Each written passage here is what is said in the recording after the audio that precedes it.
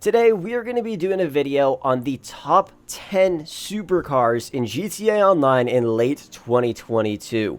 I've tested out a ton of cars for this video, picked out the best ones that you guys should consider purchasing if you really want to have good outcomes in your races. So with that said, I hope you enjoy the video, and let's jump straight into it. First off, let's talk about the brand new LM87 and the S80RR. In my opinion, two of the best cars to race with in GTA Online. The new LM87 costs $2.9 million. It has a 108 mile/hour top speed, and it is rear-wheel drive. The S80RR costs $2.5 million with a 123 mile/hour top speed, and it is also rear-wheel drive. You guys probably noticed the track that we're doing these tests on here is very curvy. It was made for drifting, but it's a great track to test out the performance of supercars and sports cars in terms of handling, because that's one of the most important things you need from one of these cars when you're racing. If the car can't handle, then you're not going to do too well. And the LM87 absolutely demolished this track. Compared to the S80RR, it did significantly better. Not saying the S80RR is bad at all. It's a very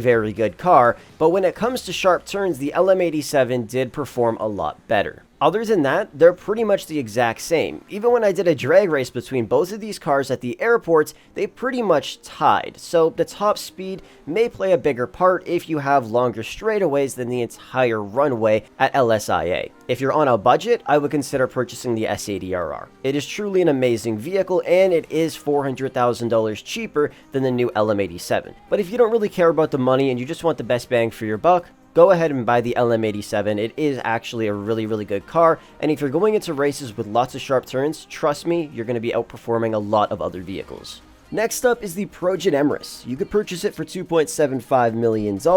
It's rear-wheel drive and has a top speed of 127 miles per hour, which is pretty damn fast. And whenever I do supercar races, I always tend to use this car or the Krieger. They're both amazing vehicles. The Emrys has amazing acceleration, great handling, and that top speed really helps out during straightaways. The only downside I ever see with this car was actually today. When I was driving it around this course, going around super sharp turns aren't its strong suit, but its acceleration is great, so once it goes around the turn, it picks up fairly quickly. Now, I'm not saying it's bad at going around sharp turns. Like I said, I tested out a lot of cars, and there are some other supercars that are just dog shit at turning. They spin out instantly and lose tons of traction. The Emrys definitely isn't number one when it comes to going around sharp turns. That's more like the S80 or the LM87 or a couple other cars we're going to talk about later in this video, but it definitely still makes the top 10. And next up, we have the Benefactor Krieger, which you could purchase for $2.8 million with a 127 mile/hour top speed, and this car is all-wheel drive, which is why I said it is a little bit better at going around turns compared to the Emrys because it has an all-wheel drivetrain, which helps out a lot. So when it really comes down to it, the Krieger and the Emrys are just like the LM87 and the S80RR in a way. If you're going into a race with tons of sharp turns, squiggly roads, you're going to want to pick the Krieger. But if you're going into a race with lots of straightaways, the Emrys, in my opinion, is the better vehicle. And if you wanted to take a look at one more thing, I guess, when it comes to upgrades, in my opinion, the Krieger just looks so much better when it's upgraded. Not saying the Emrys is an ugly car with crappy upgrades, but at the same time, I mean, they're not the best compared to some of the other cars we got. And I know that doesn't really matter too much to a lot of people, but I love customizing cars in GTA 5, so if that matters to you, then maybe buy the Krieger. Next up, we have the Tiguan, which you could purchase for $2.3 million. It has a top speed of 125 miles per hour, and it is rear-wheel drive. So many of my friends have used this car before, and they say it all sucks. But that's because they suck at driving, to be completely honest with you. I took this thing on this course, and it did amazing. It did lose a little bit of traction around turns, but the thing is, it gained control back right after, and it really didn't feel like I would lost control of the car ever while I was driving it, and I was speeding throughout this entire course, which was awesome. If you guys play games like FIFA or 2K, you know that not every player is the same. Everybody has their own set of skills, and if you can learn how to use that player properly, you're going to do really well with them. Believe me, I know, because my friend kills me with Team of the Season Haaland every single time we play FIFA.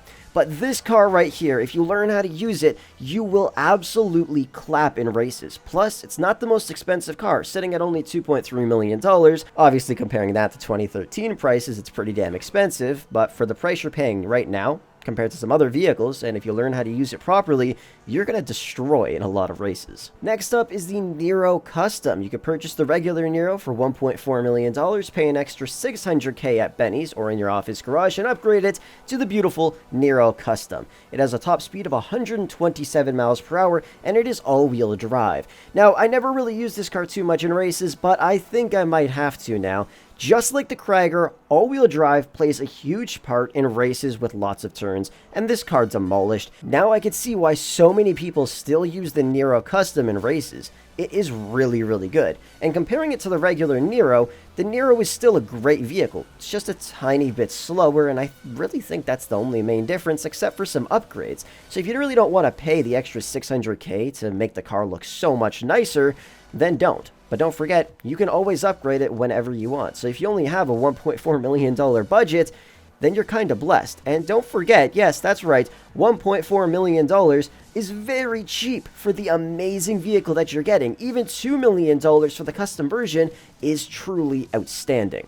Next up is the Devasty 8, which you could purchase for $1.79 million. It has a top speed of 131 miles per hour, and it is rear-wheel drive. Don't forget, if you're on next-generation consoles, and hopefully soon on PC, you can upgrade this car with HSW improvements, and then this car will be able to hit a top speed of 151 miles per hour, which is absolutely crazy, but of course it will cost you a pretty penny to upgrade it with HSW modifications, but this car is phenomenal. I didn't expect it to do as well as it did, being such a long vehicle, but it really held up, and it was quick around turns, it didn't lose any traction, and it was just doing an amazing job. Now if you upgrade that with HSW modifications, this shit's gonna slap. Don't forget, you can use HSW mods in regular races as well, as long as the host doesn't disable them. So if you have this car and you upgrade it with the HSW mods, you are going to be flying past everybody, because it has amazing handling. When you tie in that top speed with it as well, you're literally going to blow past everybody. Now this car might actually have 5,000 horsepower in GTA 5. Next up is the Pagani Tempesta, which you could purchase for $1.3 million with a 121 mile per hour top speed, and it is all-wheel drive. This is literally the smaller version of the Devasty 8. I saw no differences between the vehicles whatsoever, except for the fact that this car is much smaller, so that's pretty much the only difference. It's an amazing vehicle, doesn't have the craziest amount of modifications, but I mean, it still looks pretty damn sexy as long as you don't put that aerial that for some reason I have on. Just take that shit off, it looks so terrible. But the car itself is phenomenal. Benefits compared to the Devasty 8 here, it's a bit cheaper, but the downside is you can't modify this with HSW upgrades as of right now in GTA Online, but you never know, in the future we might be able to. The car itself is awesome. Next up, we have the Wagner, which you could purchase for $1.5 million. It has a 126 mile per hour top speed, and it is rear-wheel drive. Now, everybody knows the Wagner as pretty much the best well-rounded car in GTA 5, and recommend it to beginners, and I have as well in the past, but after driving some of the other cars in this video, obviously it's not the best, and I think we all know that. It is a great car to start off with though, especially since the price is so cheap, sitting at only $1.5 million. It's definitely not the best, but if you're just starting out in racing and you're looking to kickstart your career with a great car and you want to save some money, the Wagner is probably one of the best purchases you can make. Finally, we have the Zentorno, which you could purchase for only $725,000. It has a top speed of 122 miles per hour, and it is also all-wheel drive, so it's great going around corners, even though it does lose a little bit of traction because it's not configured like most of the newer cars that we have in GTA Online. But that doesn't mean it's bad. We still see people using Zentornos in supercar races all the time, and every once in a while, you're actually going to see somebody with a Zentorno kill everybody else in the lobby. Like, they are very good cars, and if you know how to drive, you'll do really well with it. Plus, it's literally the cheapest supercar in the game that actually performs well at racing. If you use something like the Bullet, which is dirt cheap, you're probably going to DNF most of the time. The Zentorno is a phenomenal car, and I would highly recommend purchasing it if you're just really low on money and you want to go back to the good old days and race an amazing car. Now, you're probably wondering why I didn't add any electric vehicles to this list, specifically the Cyclone and the Tesseract. They are both great vehicles, but they both have a huge disadvantage, and that's the fact that they're electric. Electric cars suck. Obviously, they're great for the environment, but this is GTA 5, so nobody really cares about the environment in GTA 5, right? Anyways, electric cars, if you're going down a ramp, Combustion engine vehicles are going to go down that ramp and get to the point where you need to get to. Electric cars are going to go down that ramp, hit their top speed, and then they're probably not going to be able to make the jump. I remember my friend and I tried to do that. We kept trying over and over for like 10 minutes trying to make the jump with an electric car, and it just didn't work. And then we actually used the Vaca, a really crappy supercar, but it made the jump no problem. Obviously, the Cyclone is much faster than it, but electric cars just have set top speeds, which is a huge disadvantage, which is why they're honestly just not the best supercars to race with, because you never know when you're going to run into one of those jumps, and you're just not going to have the speed that it needs to get to make it over. That's a big issue. Just before we end things off for today, this video was sponsored by Grand Roleplay, one of the best RP servers in the world. Have you ever wanted to play GTA 5 as a police officer, or as a doctor, or as a gang member, or drive hundreds of different real cars? If so, check out Grand RP, one of the best roleplay servers in the world. If you click the link down below in the description, when you join, you get $25,000 in-game completely free. Anyways, thank you guys so much for watching the video. If you want to check out another video on the best sports cars to use in GTA 5, the link is down below in the description. But with that said, thanks so much for watching, and I'll catch you guys in the next one.